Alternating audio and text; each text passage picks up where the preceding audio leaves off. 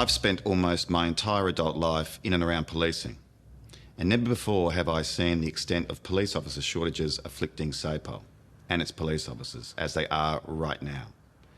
Last October, Commissioner Grant Stevens ordered all SAPOL employees to receive COVID-19 vaccinations.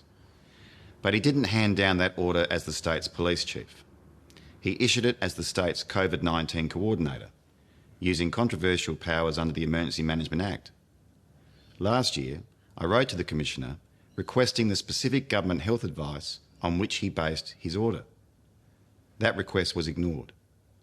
Then I asked SA Health for the same advice.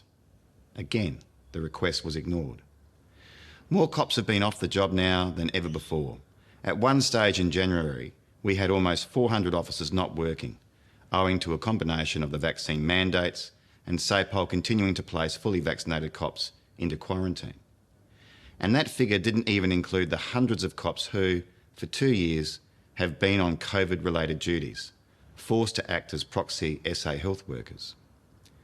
Many police officers have told me directly that there's simply no longer enough of them to perform proactive police work and target recidivist offenders.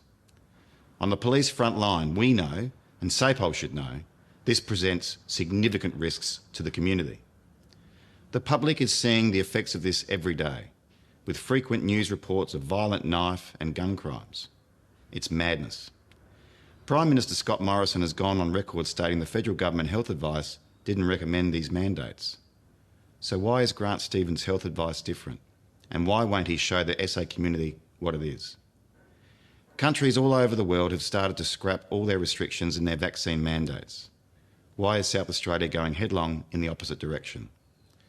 Cops and the South Australian community have put up with 2 years of what is supposed to be a temporary implementation of the Emergency Management Act.